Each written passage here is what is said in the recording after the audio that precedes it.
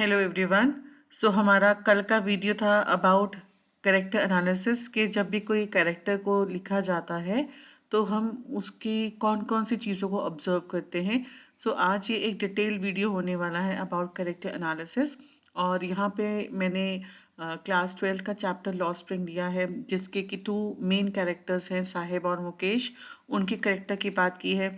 उसके अलावा क्लास 11 के character grandmother from the portrait of lady written by Khushwant Singh, उनके करेक्टर की बात की है।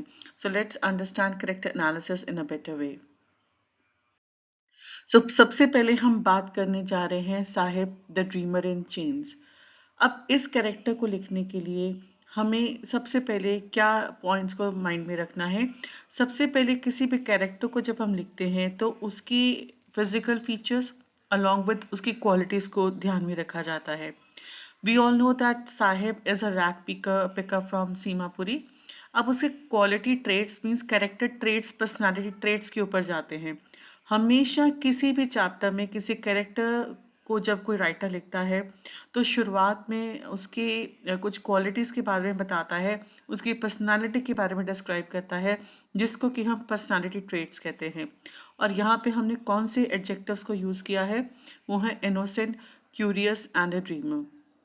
अब हमेशा जब हम कैरेक्टर को डिस्क्राइब करते हैं या एप्लीकेशन बेस्ड क्वेश्चंस को डिस्क्राइब करते हैं तो याद रखें, अगर आप कोई भी कोट चैप्टर का उठाकर उस आंसर में लिखते हैं और उस कोट को आप जस्टिफाई करते हैं बाय एक्सप्लेनिंग इट, तो आपका आंसर बहुत ही बेहतरीन हो जाता है। It becomes an excellent answer.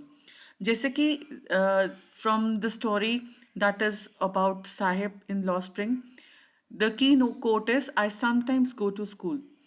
ये सेंटेंस क्या हाईलाइट करता है? इस सेंटेंस से हमें ये पता लगता है कि like Sahib he longs for education but is trapped in poverty. उसके अलावा we also get to know कि later on he is working at a tea stall and has lost his freedom। ये जो लास्ट लाइन है, later works at a tea stall losing his freedom, ये क्या depict कर रही है? ये डिपेक्ट करती है कि एट द एंड साहिब की ग्रोथ क्या हुई है चैप्टर में। जब भी हम करेक्टर एनालिसिस लिखते हैं, सबसे पहले आ गया पर्सनालिटी ट्रेड्स, सेकंड आ गया कोट, देन उस कोट को हमने कनेक्ट करना है कोई एग्जाम्पल के साथ जो वो कहता है, प्रूफ करिए उसको, एंड उसके बाद करेक्टर की क्या ग्रोथ हुई चैप्टर में। Last but not the least, कभी भी किसी करेक्टर को हम तभी ग्लोरीफाई कर सकते हैं, तभी अच्छा बना सकते हैं, बेहतरीन बना सकते हैं, अगर हम वहां पर थीम लिखते हैं। Theme is very important for every chapter and poem to go through. अब इस चैप्टर की थीम क्या कहती है? It reflects the struggles of under privilege children and lost childhood. Under privilege children कौन होते हैं? The children who are poverty stricken, जो गरीब होते हैं, उन बच्चों की बात की गई है। तो ये थीम रिफ्लेक्ट करती है जो बच्चे under privilege means poverty stricken है, उनकी स्ट्रगल्स के बारे में बात की गई है। उनका जो बचपन है वो कहाँ पॉवर्टी में कहीं खो बैठा है, वो अपनी मासूमियत को खत्म कर बैठे हैं। So this is how we have justified the character of Sahib. अब चलते हैं नेक्स्ट कैरेक्टर मुकेश की तरफ। Mukesh is the boy who dare to dream. अब मुकेश कौन है? He is a bangle maker from Firozabad. उसके पर्सनालिटी ट्रेट्स क्या क्या हैं? Adjectives comes again, determined, resilient and hopeful. So remember how to remember the personality traits of any character. अब इसका की नोट क्या, की कोट क्या कहता है इस चैप्टर में? कोई ऐसी स्टेटमेंट हमें उठानी पड़ेगी इस चैप्टर से जो कि हम इलेबोरेट करके अपने आंसर को और अच्छा बना सकते हैं। सो की कोट आता है इस चैप्टर का, मुकेश कहता है I want to be a motor mechanic. इससे सेंटेंस से हमें मुकेश के बारे में क्या पता लगता है? नाटी aims to break free from family tradition. उसकी फैमिली एक पुरानी ट्रेडिशन जो कि बैंगल मेकिंग की है उसी में ही इतने समय से एक वक्त से काम कर रही है और वो चाहता कि वो उसको ब्रेक करे। इसके अलावा ये भी बताता है कि एक dreams of a better life despite challenges, कि मुकेश जैसे जो यंग लड़के हैं, नौजवान लड़के हैं, वो ड्रीम करते हैं एक बेटर लाइफ की, डिस्पाइट उनकी लाइफ में इतने चैलेंजेस हैं, वो फिर भी सपना देख रहे हैं कि वो इन चैलेंजेस को ओवरकम करेंगे। उसके अलावा अब आते हैं थीम के ऊपर। थीम हमेशा एक बहुत ही इंपॉर्टेंट रोल प्ले करती है किसी भी कैरेक्टर या एप्लीकेशन बेस्ड क्वेश्चंस को लिखने के लिए। और इसकी थीम क्या है? It symbolizes determination and struggle against societal norms. तो मुकेश की जो स्ट्रगल्स हैं इस टाइम पे, वो ये सिंबलाइज कर रही हैं कि ये लड़का कितना डिटर्मिन्ड है, कितना उसको पक्का इरादा करके बैठा है कि उसने लाइफ में कुछ ना कुछ करना है। जैसे कि उसका ड्रीम है मोटर मैकेनिक का। वो ऑथर को अजीम को ये भी कहता है कि वो एरोप्लेन्स नहीं, उसने जब उससे पूछा कि क्या तुम एरोप्लेन उड़ाना चाहोगे, तो उसने बोला नहीं। इतने बड़े ड्रीम्स ही देखे, वो ड्रीम्स देख रहा है जिसको वो फुलफिल कर सकता है। अनीस जंग ने बहुत ही अच्छे तरीके से इस चैप्टर को सिंबलाइज किया है, जहां वो एंड में ये कह रही है अगर ये लोग बैंगल मेकिंग का काम कर रहे हैं तो इसके पीछे जो लोग हैं, जिसमें कि पॉलिटिकल ऑर्गेनाइजेशंस हैं या ब्यूरोक्रेट्स हैं, इन लोगों को आगे आके इनके लिए कुछ करना चाहिए। So here it symbolizes determination and struggle against society norms की। सोसाइटी हमेशा से यही काम कर रही है बैंगल मेकिंग लोगों की, and they want to change it.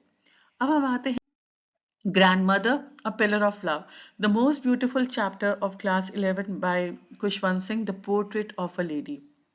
अब बात करते हैं ग्रैंडमदर की, तो उनके पर्सनालिटी ट्रेट्स क्या कहते हैं? The grandmother is spiritual, loving, selfless and strong.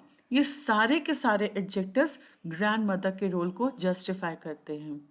आगे इस चैप्टर में बहुत सारे की नोट्स हैं, जैसे कि मैंने कल के वीडियो में आपको बताया था, लेकिन कुछ की नोट ऐसे भी हैं जिसको हम एक्सपैंड करके कुछ आगे और आंसर में डेवलप कर सकते हैं।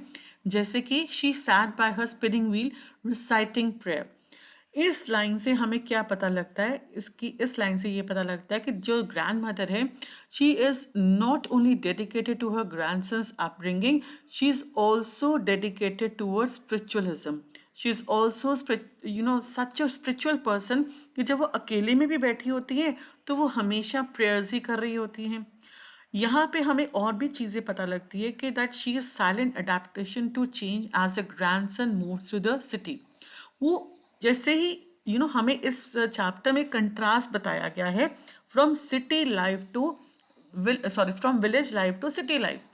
विलेज लाइफ से सिटी लाइफ में क्या क्या डिफरेंसेस थे जो ग्रैंड मदर और खुशवंत सिंह ने फेस किए, लेकिन ग्रैंड मदर ने इस चेंज को एक्सेप्ट किया, साइलेंटली इस चीज को अडेप्ट किया। जब वो सिटी में जाते हैं, she even dies surrounded by sparrow, symbolizing her connection to nature. अब हम बात करते हैं नेचर की, तो आपने ये देखा होगा कि जब वो विलेज में थी, she was feeding the dogs, और जब वो सिटी में आती है तो शी स्टार्टेड फीडिंग स्पैरोज। अब उनका कनेक्शन स्पैरोज के साथ, नेचर के साथ इतना बढ़ चुका था, she died surrounded by sparrows, which symbolizes कि उनका नेचर के साथ कनेक्शन कितना ही अच्छा था।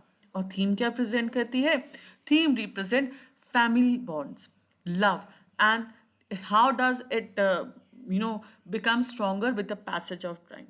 So here I come to an end with my presentation, but before I take a leave from all of you, मैं फिर से आपसे बताना चाहूँगी कि हम जब भी कोई कैरेक्टर लिखते हैं तो हमें कौन कौन से पॉइंट्स को माइंड में रखना है, जिसमें सबसे पहले आता है डिस्क्राइब द ट्रेड्स, जिसमें एडजेक्टिव्स हमें डिस्क्राइब करने हैं।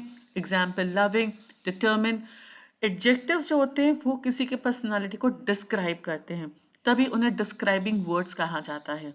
फिर आता है हमें एक्शन डिस्कस करने हैं, जो कि कोई भी इवेंट को हाईलाइट करते हैं, जैसे कि किसी की पर्सनालिटी बाहर निकल कर आती है। उसके बाद हम बात करते हैं थीम की। इस चैप्टर में थीम है पावर्टी, लव एंड रेजिलियंस।